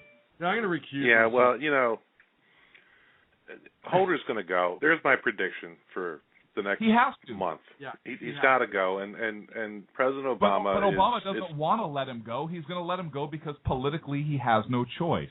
Exactly. Well, he's putting himself into a corner with Holder. Now Lois Lerner, and by the way, guys, I've already made my decision. I'm not going to shut up. I could care less if they came against the person that's very close and sleeps with me every night. If they do that, they do that. We go broke, and then I'll live off the government. Yeah, but look at it this way, sir. Think about the publicity you would get. That's true. And now, think about with that said, you could do. And for the record, if that does happen and you start charging $10,000 for an interview, I expect us to still get it on the slide. Yeah, you will. Okay, good. Everybody will. I don't make anything out of this shit. Now, with that said, let's go back to something Clint was talking about. Lois Lerner. Yes. God bless her soul. So, Clint, the guy that's robbing the store, let's say he's running away from the police, and as he's running, he's saying, "I didn't do it. I didn't do it. Why are you running after me? I didn't rob that store. I didn't rob that store." And then you catch him and you read him his rights, and he says, "I'm not talking." Anything that he said before that is usable in a court of law. Now, Lois Lerner did almost the same thing. Yes. Now, she came out. Now, let's by the way, for the record, Lois Lerner is a lawyer who I don't think, let's say, graduated at the top of her class, which is why she became a government employee, because you would think a lawyer would have known better. Yeah, I don't think Trey Gowdy's right. A. Trey Gowdy's right. She can't come out and say that, but later on she can assert the Fifth Amendment. Yeah. She can always assert that, but they're going to come back and say, "Well, you made this statement." Yeah, I'm not. And you made it under oath to Congress, and now we've proved you wrong, so now you're a criminal. Yeah, I'm not saying they can't use her opening statement. But Trey Gowdy, he doesn't need to. That's not where his point of order should be. Trey Gowdy should stand up and look at the chairman right in the eyes when Schulman's testifying or the other guy's testifying or the guy from Treasury and say, "Point of order, Mr. Chairman." And then in his best Southern accent, what we have here is failure to communicate. I would pay a lot of money just to have him call me and say that occasionally. I agree, but I think he was trying to prove a point. And listen, a lot of people were upset at ISA letting her go so quickly and not trying to hold her a little bit. Why? You already got her. Well, and that's what I said. And I think Schulman was the target. I think they knew they were going to be able to dissect Schulman, and I think he thinks he is so much smarter than they are. And because he went to Easter egg hunts. He went to 104 Easter egg hunts. But I think the previous 12 IRS commissioners combined hadn't been to the White House in, 3 times? Yeah. In their whole careers? Yeah, and he goes, what was it, 104, I think, was the final tally. But 100 and something. I think 118, I think. I think it was 118. ISA knew that he was going to be so cocky and pompous, think that he was going to get a right answer, that he was going to talk himself into trouble, which was exactly what he did. So for the people that give Issa a lot of, listen, he's been all over a lot of things lately, and I like Darrell Issa. I think it was quite intentional. He very much let her go. He didn't want her, and I don't think he didn't need her, and I think he knew she was going to plead the Fifth, and he was going to let people just take that and judge it for what it was. Yeah, but he got something even better. He got the Fifth and a statement. Yeah, one right after the other. So it's going to be interesting to see where this goes from here. And what do you think of the young lady congressperson that didn't understand 501(4)(c) versus 3C versus just a regular nonprofit, and Issa tried to explain it to her? It's one of those things when you're going to go to a hearing about a 504(c), you might want to prep a little bit on your subject matter. Well, she just showed her stupidity. And by the way, don't think that Elijah Cummings is out there. No. Happy with the Republicans. He's received his marching orders from the president himself, I'm sure. Go after these people and make me look good. But think that he can't even ignore. Listen, if he knows that the elections are coming up, he knows what he's saying now is going to pop out. So even if he does have his marching orders. Yeah, look, the Democrats are in trouble in the Senate, I believe, and they're not going to pick up much, if any, in the House. I think they know they're in trouble. They have to come out on the right side of this. Rooster, do you think Holder's going to be charged for? No. And even if he is, he'll get pardoned. He'll get pardoned by this president. Oh yeah, on the last day. Yeah, because he doesn't have the balls that Bush had to say no pardon. Do you think this president will face impeachment? Yes, I do. Okay. Conviction in the Senate? No. What if the Republicans take the Senate? Yes. Okay. So you think that it'll be a vote along party lines, with John McCain voting with the Democrats? Yeah, like you said, party lines. Right, party lines. Honestly, I'm not there yet, because I do think that some of the Democrats that are in office now could be pushed to vote against Obama. I think there's some blue dogs that would come out against him. I really do. I think there's some old-fashioned Democrats out there that, especially if it is proven that he. You mean if Republicans? Isn't that what old-fashioned Democrats are? Republicans? Yeah, well, yeah, that's true. But you still have, and we talk about this all the time.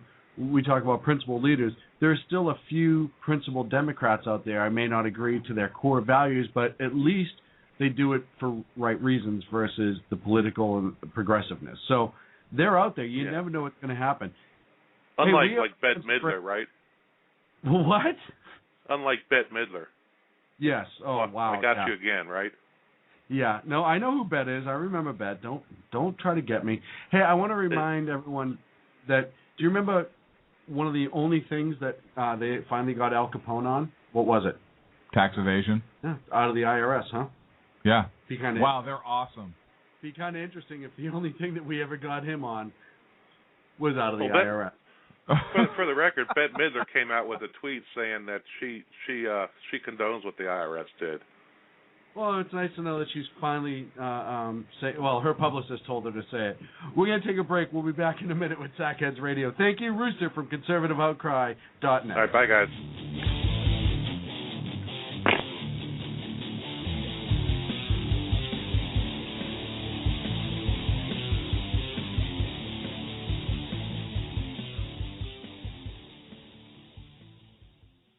Hey, if you care about what's going on in the world, you cannot afford to miss my show. Hi, this is Andrea Kaye, your host of The Andrea Kaye Show. It's not always about the money. Okay, it is always about the money, but it's also about politics, pop culture, and you. The only thing street about this show is the smarts. There's a reason they call me Dynamite in a Dress, and you'll find out why when you listen Tuesday mornings at 10 on Financial News and Talk.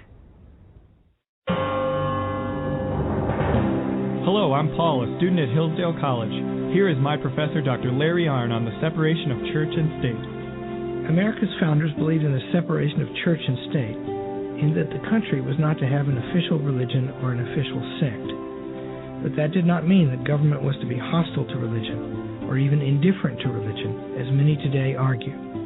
In fact, America's founding document, the Declaration of Independence, includes both a reference to God as the author of the laws of nature and a confident assertion that human beings are endowed by their Creator with certain inalienable rights. Far from being hostile or indifferent to religion, America's founders understood the theology of the Declaration to be an essential part of the education of citizens. This Constitution Minute was brought to you by Hillsdale College. To join the national conversation on the Constitution, go to constitutionminute.org. How you doing? John Grant here. When I'm not slaving over a hot microphone on the 405radio.com Saturdays at 10 a.m. Eastern, I check out Sean and Clint here at Sackheads Radio. We all appreciate the best political bloggers, writers, and commentators. We either get them on our shows or we make fun of them, as it should be. So check us out live Saturdays at 10 a.m. Eastern or forever on the podcasts on the 405radio.com. 3, 2, 1. Hey, this is Sackhead Clint. I want to take this opportunity to thank all the wingnut leaders throughout the world to give our men and women of the armed forces a job, as well as all the anarchists, terrorists, and Occupy folks that give our men and women in uniform on the home front, firefighters, law enforcement personnel, and first responders, job security here in the States as well. So thank all you wingnuts out there. This is Sackhead Clint saying have a good day.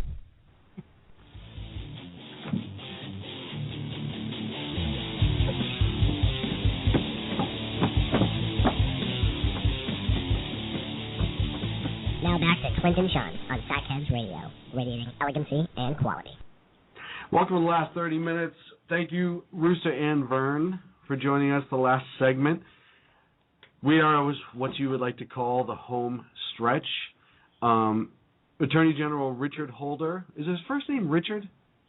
I don't think Dick Holder. That sounds... Is it Dick Holder? Eric. No. It rhymes with Eric. Oh, okay. Eric Holder. Eric Holder. And we got into a little bit with Rooster, but it's kind of funny when he testified in front of Congress. Rooster? Yeah, Rooster.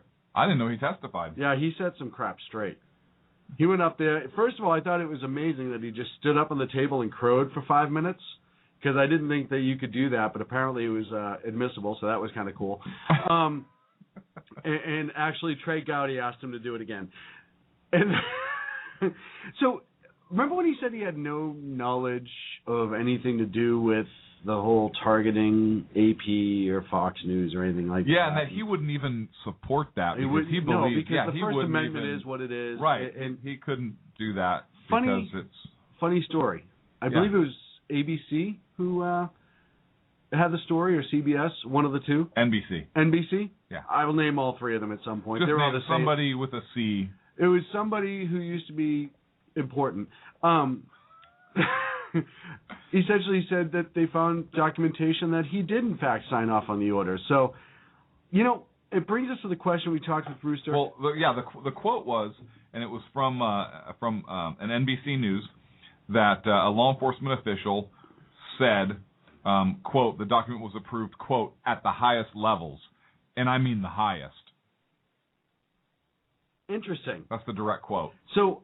Which is weird, because I would think that Obama would be the highest. They didn't specify the highest in the... I wonder if that was one of those days that he was recusing himself from work. Who, Obama? No. Well, that would have been a golf day. Okay. No, Holder. I wonder if he was on his way out the door to go, who knows, I don't know, win a Stedman lookalike contest. If they were his secretary's like, oh, can you sign off on a couple things? And he just did I'm on my way out. Yeah, what is this? Is this part of the Kill Righty campaign? Right. Yeah, I'm on it. Kill Righty, we're on it. Kill Righty, and walk out the door, and then all of a sudden he's like, oh, that's what I signed. It was the warrant to tap the phone. I didn't even know. I thought I was getting Staples. I thought it was a Staples acquisition. I had a requisition. But here's the thing. You don't think staffers, whoever drafted it, somebody knows, hey, you're going to be testifying about this.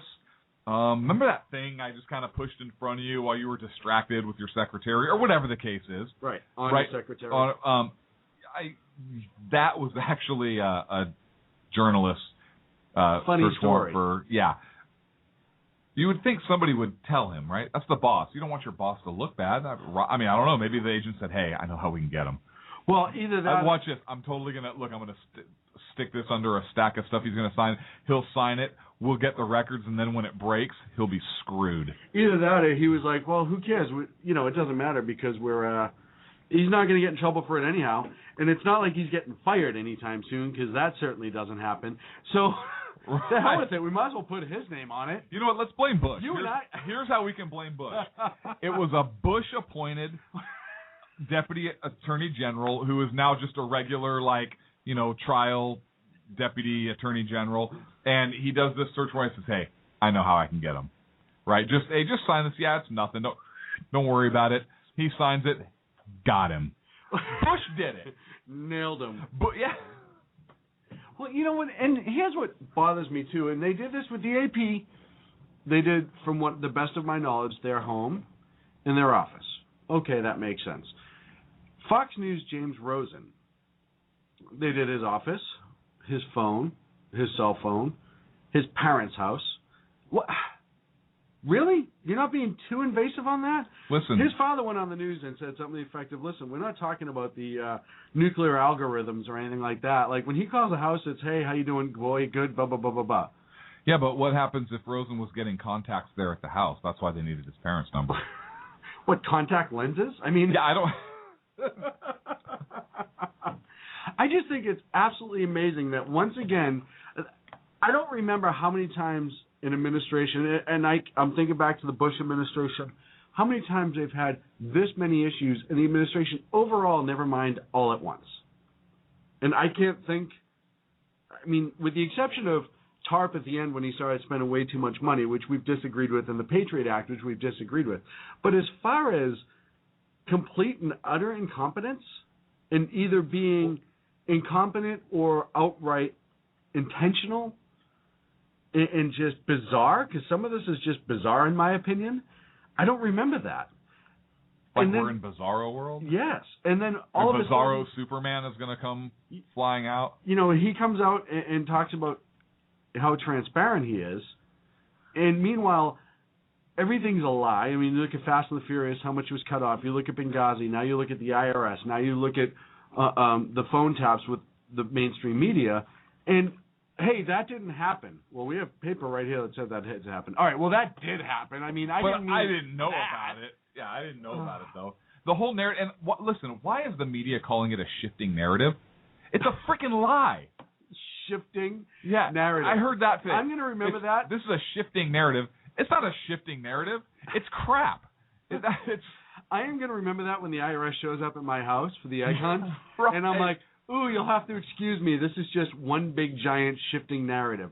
Speaking of shifting narratives, our good friend Ken from the Exceptional Conservative Show is on the line, and I'm sure he has a shifting narrative of two he would like to discuss. Right. Kill Righty. Kill Righty, Ken. How are you? Listen, I like to break some really important news right now. I believe that Lois Lerner will go before the committee and plead the fifth. I just want to get that out there. Hold on a second. Thank you. Breaking news from CNN. Thank you very much. You've heard it here first, folks. I like to be on the cusp of things happening. You know what I'm saying? Hey, that's what I love about you. You're out ahead of it. Only on New York Avenue. Ken, what do you have for us this week? I'm sorry, that's a chat room joke, and I apologize. Oh, no. We don't mind chat room jokes. It means something's happening in the chat room. But I do want to say this to you all. I am a firm believer in Barack Hussein Obama. I believe he is the greatest Messiah that we have ever had. I believe we can fly. And I believe that he's doing everything he can to keep this country going in the right direction. And please make sure that you do not turn off my show during the course of this week. Thank you, Mr. Obama. I'm going to agree that he thinks he's taking this country in the right direction in his mind. Which is the left direction, right? Or the socialist direction or the Marxist. It's not important what direction, but he's taking us there. And you know what the best part is? We're on a shuttle. It's not like this is going to be a slow process that we all have to wait for it to happen. We're going to be there before we even know it. Right, we're already most of the way there, which is awesome. He's just going to help us get the rest of the way there. Yeah. Iggy's mom in the chat room wants to know if down the toilet's a direction, and if so, then that must be where we're going. That is down. Technically, is a direction. So, yeah, I mean, it is a direction. It is. And you know, the direction changes if you go below the hemisphere. If you go to the southern hemisphere, the direction changes. So. And then that's right. So if we were in Australia, he would be the most conservative, or the furthest person to the right that's ever been in office. Exactly. So exactly. Or he is so far left that he's now becoming farther to the right. Right. It's like how east is the far east. If you go the other way, it's west. Right. So you never know. I mean, you never know. Maybe he will finally save us from ourselves, because we're too stupid to know any better, and we need more direction in our day-to-day life. And thank goodness. And, you know, I have a theory. Is he want to close – does he – maybe, he wants to close Gitmo to make room for all the Tea Party people. So he's not really closing it. He's just changing its direction. And the name. Changing the narrative. Yep, he's shifting the narrative of Gitmo, and he's going to change the name. And it's going to be like the Conservative Happy House or something. I don't know. And Can I go? I would love to. Showers? I mean, come on. I would love to go to the Conservative Happy House. It Get sounds your like happy a meal lovely today. Welcome to Happy Conservative Re-Education Camp, folks. Right. There'll be boating, fishing, electroshock therapy, piano wire, all that stuff that you need to finally get your brain movies left. and books. You'll be reading the Communist Manifesto. You'll be reading... Ooh, I love the direction we're going in with the Communist Manifesto. I just can't wait to get to the end. Oh, my God. I think it's going to be a great novel. Wait, how does it end? Oh, wait, we can look at the Soviet Union and we can look at, never mind. Oh, and so how does this work out? As soon as we're done with these books, we burn them for warmth? Perfect. Take your local Bible. Take your Bible, burn it. You don't need it anymore. We got the Communist Manifesto. There's no firewood here? Oh, I'll burn this. What's this say? Oh, Constitution. That's weird. What's this? Oh, common sense. That's weird.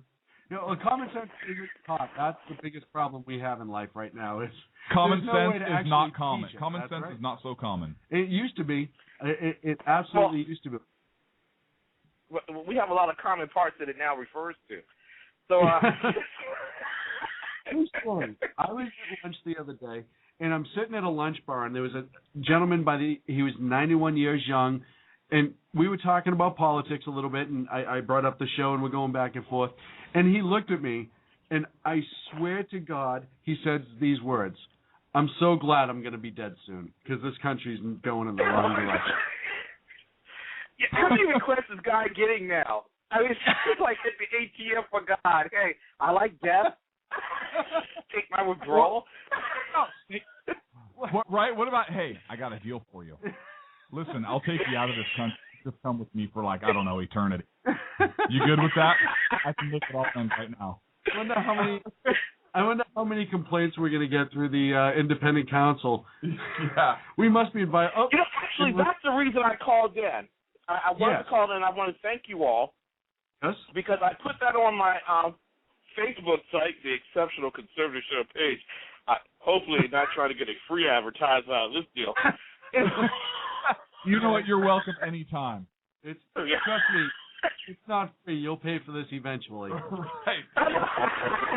In the form of an audit, the money won't go to us, but that's beside the point. I put on my Facebook page that Mr. President, Sackhead Clint and Sackhead Sean ordered me to put on here, if you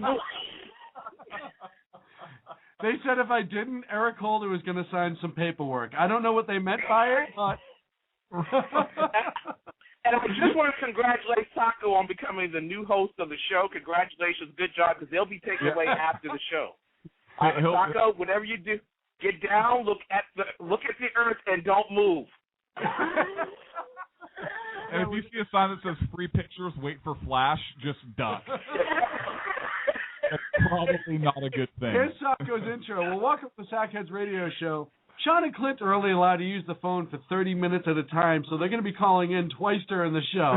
Starting off with a top Rooster from Sing Sing, followed by Ken, who they actually reopened Alcatraz for. So we're looking forward to the great show tonight.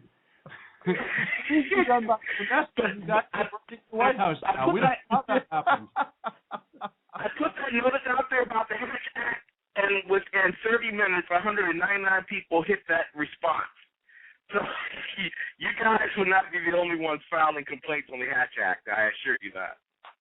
Well, I'm glad to be part of a positive movement. That's all I'm saying. Like we've said before, hey, we're not going to get targeted for this at all. We're It'll not be fine. just words. No, not at all. It wasn't the Sackhead Clint and Sackhead Sean show that advised us to send in the Hatch Act complaint. No, not at all. And they're on VCR on Friday night. Oh, they already know that. Remember, they shut us down once already. Yeah, they know where our button is. Trust me. We're each going to send one in. So wait, let's say hi to Barack. Hi, Barack. Can you link that tonight to our website as well? Wake up, Sacco. He's so excited to be part of the show, folks. Yeah. Sacco's talking to his agent right now because he's going to be the new host. Well, he's going to have to express and open up a little bit when he's in charge of everything. Hey, hang on a second. I have to say hi, Iggy Mom. We're not always this funny. We're usually much more funny. We are usually completely off the hook. We are probably the best show out there. And we are international radio superstars, just so you know. That was a response to the chat room. We are always this funny. Somebody asked me about the show, and the only thing I could say is the funniest kick to the conservative ass that you could possibly get. Right. That's the only way I could describe it, because we're absolutely crazy. We base all of our... We're not absolutely crazy because they're going to start checking for gun registration. Oh, right. We are not at all crazy. We are completely sane. Sacco, can I just speak to Sacco real quick? Sacco, congratulations. When we brought you over on that van across the border, I told you good things were going to happen.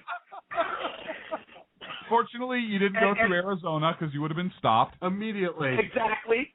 And remember, Sacco, the key word to get along in this country is dream. Just dream. Yeah, and Sacco, you have to remember while you're doing this show, when we're away, you don't drink the sticky progressive juice. Ever. Okay? Never too late, brother.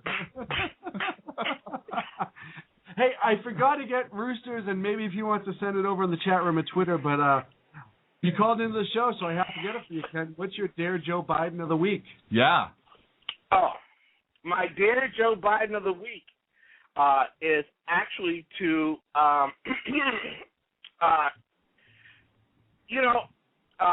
was just thinking about that the other day, and we were getting together as a group at the Afro Man conference. Very important.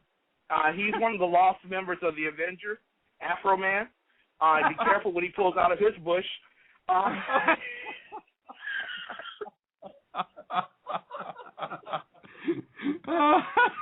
Okay, here's what I dare. I dare Joe Biden to show up at a press conference that Barack Obama is doing, like completely unannounced, wearing a big afro and shoe polish, kind of like that. What was that show with Gene? The movie with Richard Pryor. Oh, Gene Wilder. And Gene Wilder. Okay, crazy? Yeah, come out like that, put a fist in the air and say, "Kill Righty." Turn around and walk off there. That's what I dare Joe Biden to do. What do you guys? I would dare Biden to actually go to Israel and announce that Palestine has been recreated. No longer any need for war. That's what I would dare him to do. Then who would be vice president at that point when it moves up? It doesn't matter. We'll figure that out later. He thinks he's president now. It doesn't matter. He doesn't know where he is. What are you talking about? He wakes up like in the hot tub at the presidential mansion and be like, "Hey, we still in Vegas? It's a big freaking deal." But can you imagine that day that they walk into the room and tell him that Obama's been impeached and now you're president? Oh yeah, I can be like, "Hey, Hey, who's that chick who blew Clinton? I want her on my staff. Get it? That's a double entendre. I mean, that goes for the Secret Service too. So, my dear Joe Biden for this week, I'm gonna have to go. Have you ever seen the picture of Richard Branson, the billionaire, when he was parasailing with a naked girl on his back? I want Joe to be a naked girl on the back of only Richard during Branson. my time in prison. I'm sorry. Okay, now if that's the case, would he be tucked? No, that was the Night of Long Knives. I'm sorry. No, I got it. Tucked or untucked? Totally untucked. Totally flapping in the wind. All right. So that's that wraps up our Dear Joe Biden section for the week. Dear Joe Biden segment. Hey, Ken, as always, sir, it is an absolute pleasure to have you on. Tell them where they can find you, Ken.